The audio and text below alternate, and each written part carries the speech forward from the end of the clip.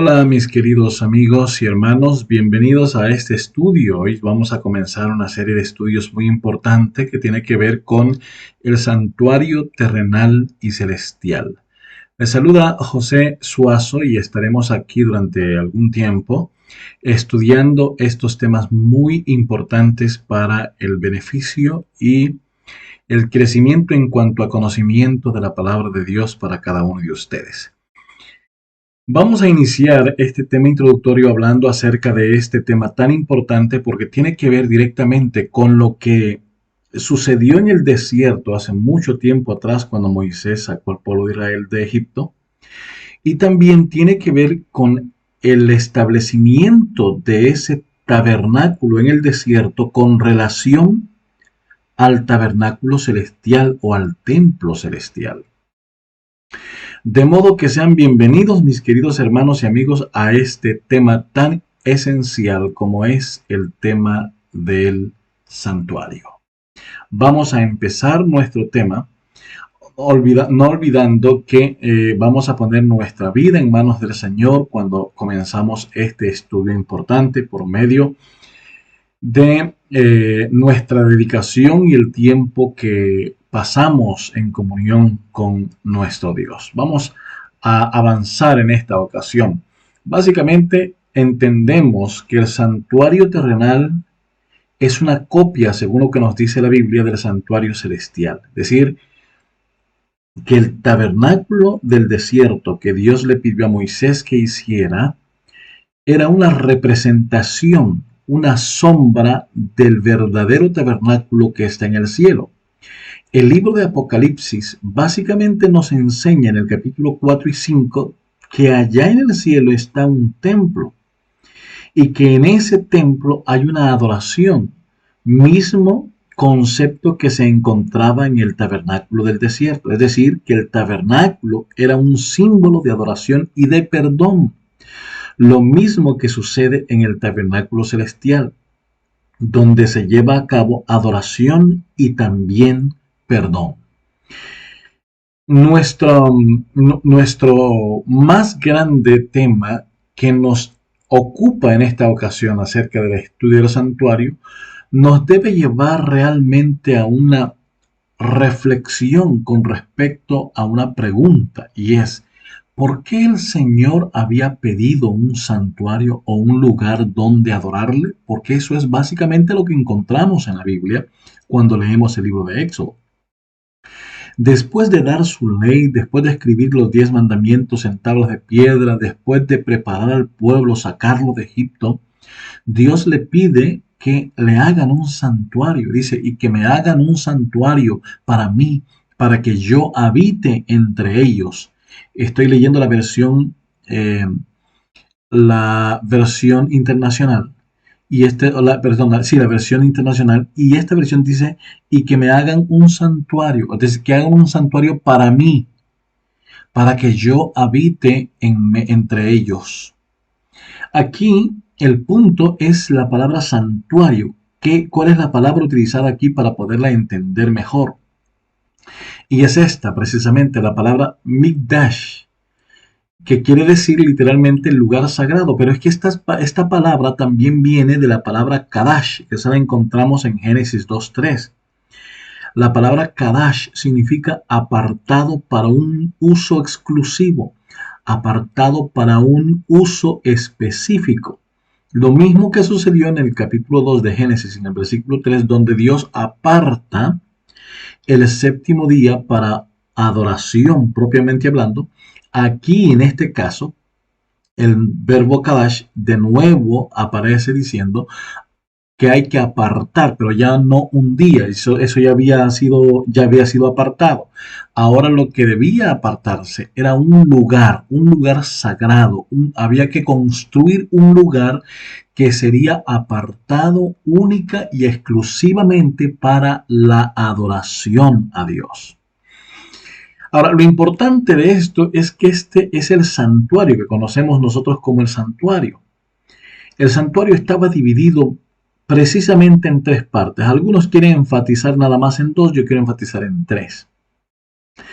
La primera parte del santuario, conocida como el atrio, era una cerca que estaba establecida, que luego vamos a estudiar los detalles en otro tema de esa cerca, cómo estaba construida, los materiales que estaba construida y el símbolo que tenían eso en el plan de la salvación. Ahora, el tabernáculo estaba construido, la primera parte del atrio. Ahí había una puerta por la que se entraba y ese era el atrio. En el atrio encontrábamos el altar del sacrificio. Después del altar del sacrificio encontrábamos el lavacro. Después del lavacro entrábamos al primer departamento del santuario, que es conocido como el lugar santo. En el lugar santo encontrábamos por lo menos 3 utensilios importantes. El primero era el, la lámpara o el candelabro, que tenía 7 brazos, estaba hacia el sur. Luego estaba otro utensilio que conocemos como la mesa de los panes de la proposición, que estaba hacia el norte. Y entonces teníamos hacia la parte occidental, un poco más pegado hacia el lugar santísimo, el altar del incienso.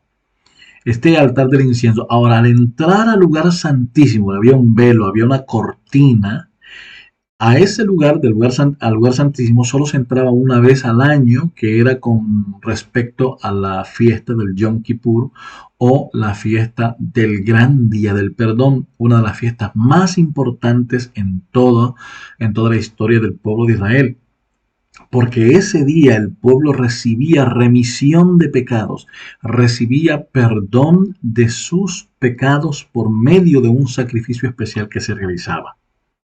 Así que entonces en el lugar santísimo estaba otro utensilio muy importante y era el arca del pacto, y dentro de ella estaban las 2 tablas de la ley de Dios, estaba la vara de Aarón que floreció y también estaba una porción del maná. La tapadera del arca del pacto, conocida como el propiciatorio, contenía 2 ángeles que estaban cubriendo o en forma de cubrir el arca. El sumo sacerdote el día del perdón o el día del juicio entraba al lugar santísimo y colocaba sangre en el propiciatorio. De esta manera, la ley de Dios de los 10 mandamientos obtenía justicia.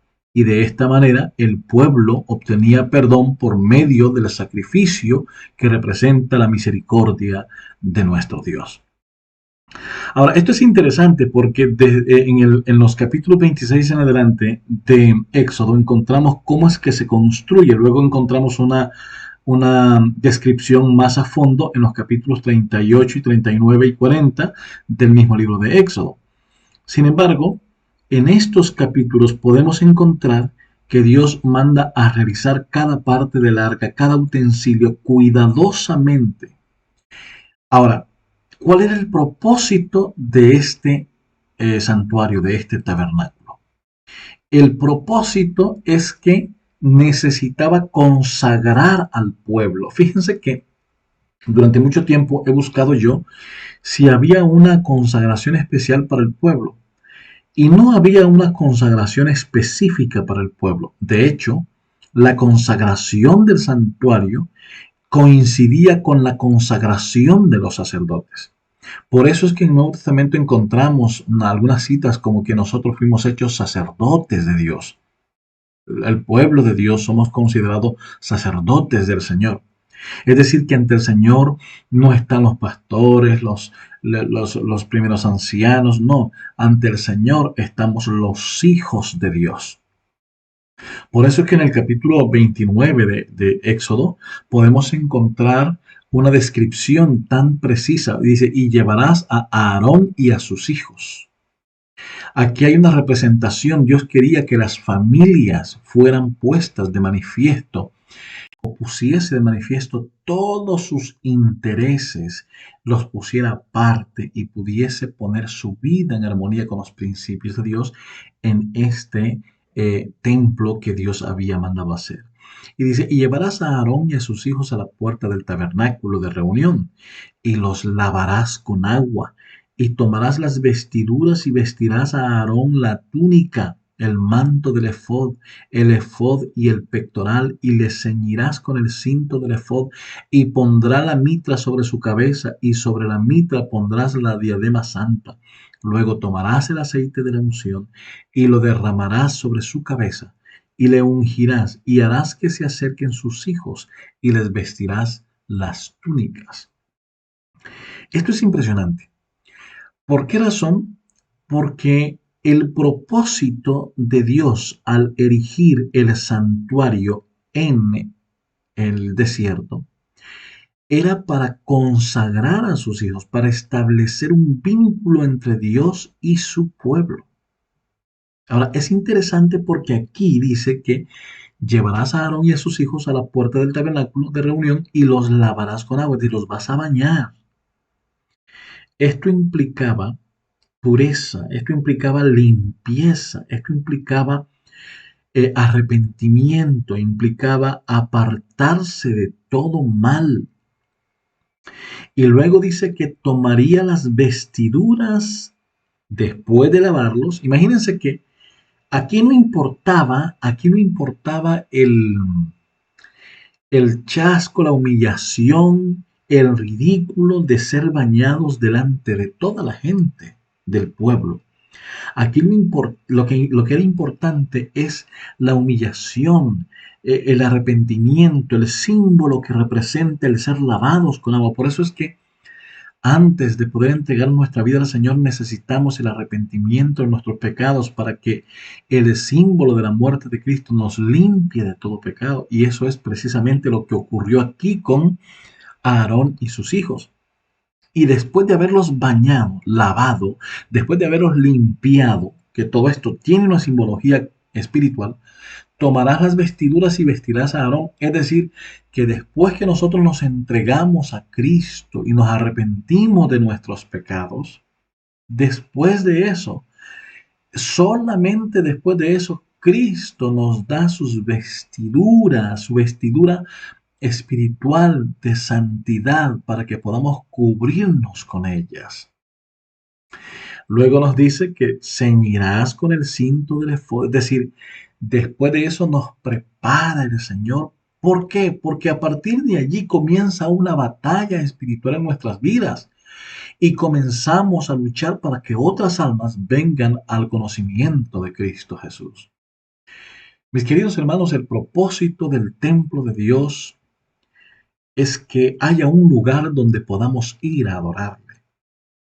Pero ¿cuál debe ser la actitud nuestra? ¿Cuál debe ser nuestra actitud cuando vamos a adorar a Dios? ¿Cuál debe ser nuestra actitud cuando vamos y adoramos a Dios?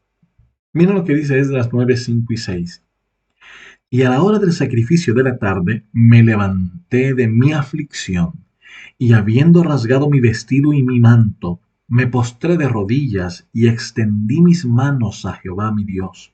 Y dije, Dios mío, confuso y avergonzado estoy para levantar, oh Dios mío, mi rostro a ti, porque nuestras iniquidades se han multiplicado sobre nuestra cabeza y nuestros delitos han crecido hasta el cielo.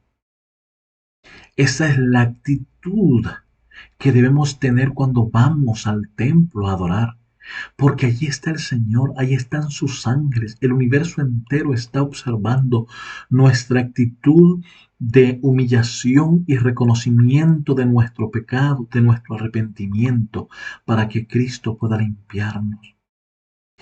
El salmista David nos dice en el 95, versículo 6, venid, adoremos y postrémonos, arrodillémonos delante de Jehová, nuestro Hacedor. Mis queridos amigos y hermanos, cuando vamos al templo, no es un lugar de reunión meramente para ir a quitarnos el aburrimiento. Cuando vamos al templo, debemos ir con nuestro corazón dispuesto a ser renovado. Debemos ir para que seamos lavados por Cristo Jesús, para que seamos limpiados por Cristo Jesús, con una actitud de humillación, de arrepentimiento, con una actitud de disposición a abandonar nuestros pecados y a buscar a Cristo nuestro Salvador. Cuando vamos al templo, vayamos dispuesto a adorar a nuestro Dios. Que Dios te bendiga y te esperamos en nuestro siguiente tema.